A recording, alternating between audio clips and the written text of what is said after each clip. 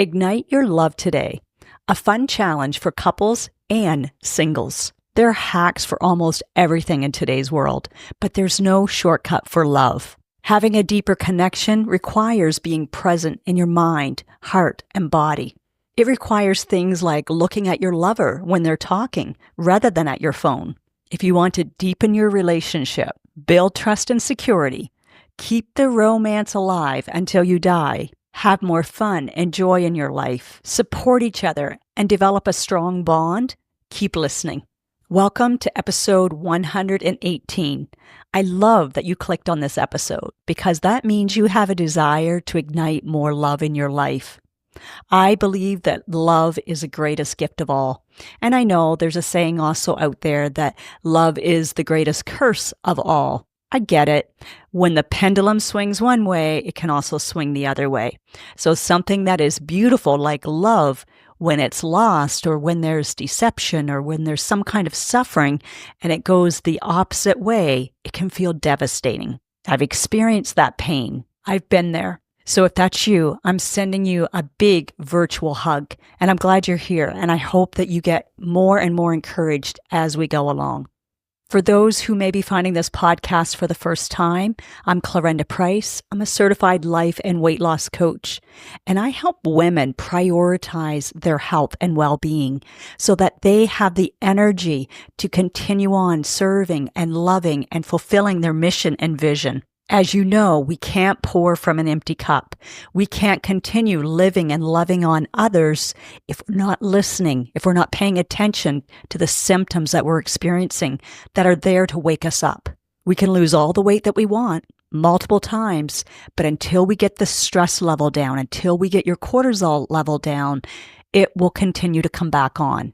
Stress plays such a huge role in weight gain and in declining health. While there are surface ways to deal with stress, there are science-based strategies and tools that will make such a difference in your stress level and in the way that you manage it. I love seeing women that I help get their cortisol down, learn how to manage stress, and suddenly they're saying, oh my gosh, my belly bloat's gone. They go to the doctor, their blood sugars are lower, their blood pressure is lower, and they don't have that same brain fog, and suddenly they're sleeping better. So yes, in a simple sentence, I help women prioritize their physical, mental, and emotional health so that they can feel lighter in their mind, heart, and body. When I brainstorm for a podcast, I like to choose a topic and then let it marinate in my mind for a few days.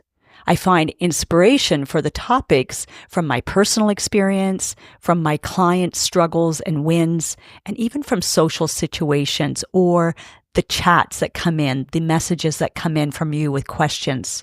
So when it came time for this topic, I was thinking about who had a great quality relationship that I can think back on, and it was my parents. How they worked, played, prayed, and had fun together, and just went through all the stages of life is inspiring. Right down till the day when Dad took his last breath, they were so close. If you've seen pictures or if you've seen them together, they were just always touching each other. They were always holding hands. And I'm so, so grateful for that beautiful example. And like any relationship, it wasn't perfect.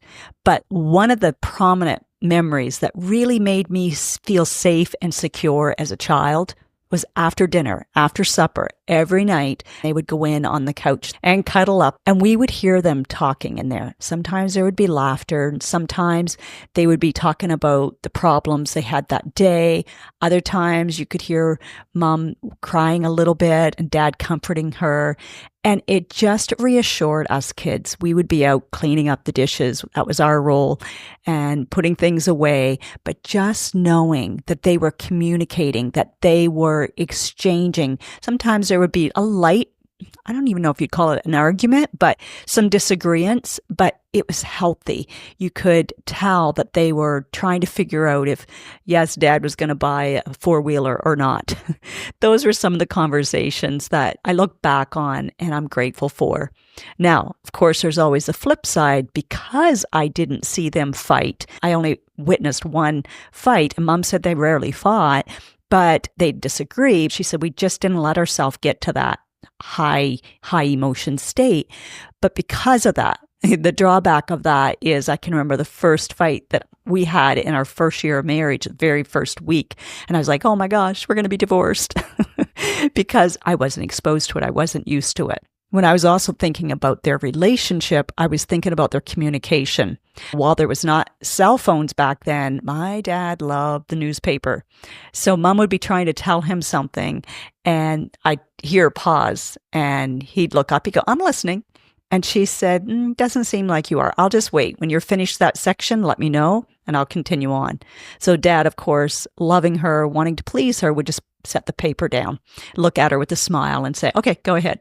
So even without all the self-help books and everything that we have now, they had learned that exchange of being able to communicate in a loving way and really listen to the other person and put their needs and prioritize them, as well as honoring themselves by being willing to say what mom said, no, I need your full attention. So if you're open and you think your partner might be open, remember, you never know if he is or she is until you ask. So don't hesitate to ask them. It's a perfect time. That's why I'm talking about this at the beginning of February, so you have time leading up to it. And as we dive into this Ignite Your Love challenge, you might decide that you want your husband, your partner, your lover to listen to this episode.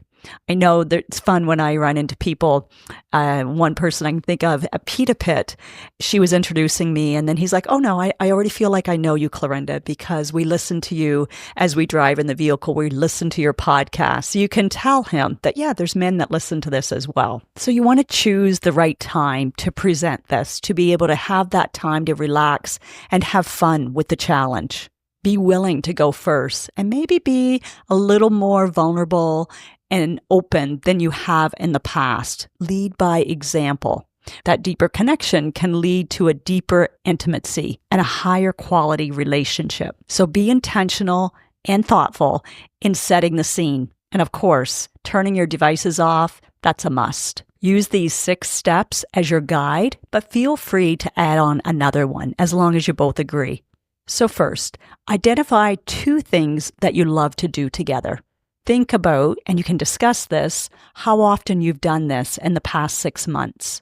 Ask, if we did this more often, would it help our relationship? And that might seem obvious, but still ask, in what way? Be specific and give examples. Then look at your calendars and book it in. Book it in. That's your love time. Guard that sacred time. Follow through and be present so that you can maximize the experience. If you want a copy of this 1-page love challenge, you can click the link in the episode. I'll make sure I add it there so that you can get it easily. And for my single listeners, I haven't forgotten about you. I know that February, the love month, can evoke mixed emotions. It's paramount. It's so important for you to prioritize self-love and find things that's going to fill you up, that's going to bring you happiness and joy. Treat yourself to things that you love, like a massage or a relaxing bath. And I know that might sound simple, but for some of you women, I know you're not taking the time to do that. So light a candle, put on some music, and just relax. Maybe you have other single friends and you want to go out together, or you don't mind going out with other couples in a group. Do what's going to make you feel good, what's going to nurture you, your heart and your soul. And if you spent last year's love month, February, alone, whether literally alone or whether you felt alone in a relationship, think about how you want this year to feel and then create that experience. Do what you can to create a different experience from the year before if you want to feel different. Maybe you're thinking, but I can't change anything. Maybe not in a big way, but there's always another and. So I might be in this situation and I can still do something that's going to fill me up, that's going to nurture me. You want to choose a good quality thought that's also true. You don't want to just jump to like dancing unicorns and everything's like hearts everywhere if that's not the possibility. But you can say, I'm going to take time to read the book tonight that I've been wanting to do. Or guess what? I'm alone. I can watch whatever movie I want. So while you might wish that you were in a relationship, you can still ask yourself, what would I love to do? And just like question number 2 for the couples, how often have I done that in the past 6 months? Question 3 is, if you did this more often, would you have more joy and satisfaction in your life? So think about it. Maybe you haven't booked a massage in years, and you're like, I don't know if I can afford that. I always like to think, well, if I had a man in my life, I'd be spending that amount probably on him. So book that massage if you can at all, or do something else that's going to make you smile. Just nurture yourself, girlfriend. You deserve it. And then continue on answering the other questions. Think about it. If you took care of yourself and was intentional in doing these things, do you think you would have a better experience in your life day to day? I believe you will. When your cup is full and you feel contented and happy alone, that's when you're going to attract in the right one. And it won't be done in a way that feels needy or graspy. You will feel complete. And having someone else come into your life is an added blessing. And let me be clear, don't confuse needy with having a natural, healthy desire to be in a relationship. Relationships are amazing, and they help us grow and thrive.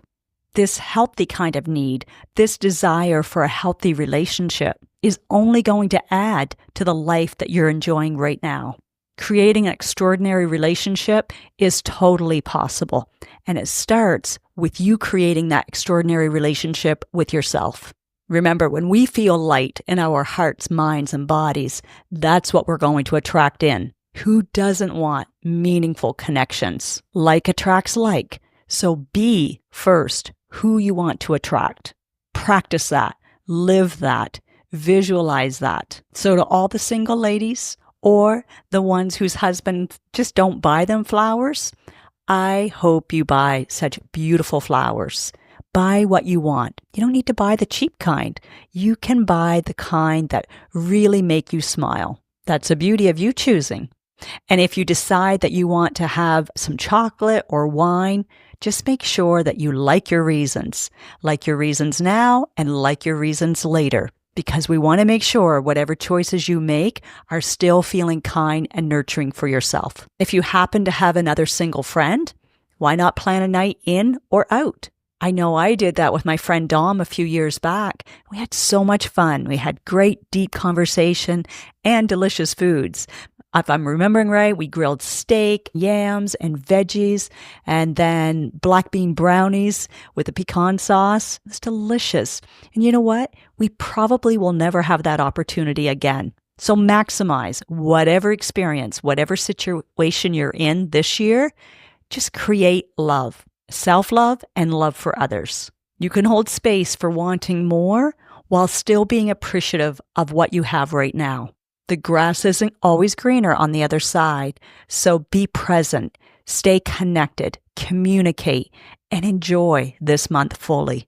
If you're listening to this in February or March, make sure you let me know what you do. After doing those questions, answering them, then if you have an idea or something that you're like, this is what we decided to do, or this is what came up, I love to hear from my listeners. So don't hesitate to reach out or comment. I'll do a couple of social media posts about it, asking you a question, and I would just love to hear, because you might give me a great idea that I can implement and experience over the next month. So whether you're coupled up or you're flying solo, let's embrace the challenge of deepening our love and our connections and spreading love wherever we go. Anything that ignites love and keeps that spark alive is so worth doing, but it needs our time and attention. So I challenge you, and I'm stepping up to the challenge as well. If you can think of someone who would be interested in this episode, share it with them. Spread the love. I love you and I appreciate you, and I can't wait to see you next week.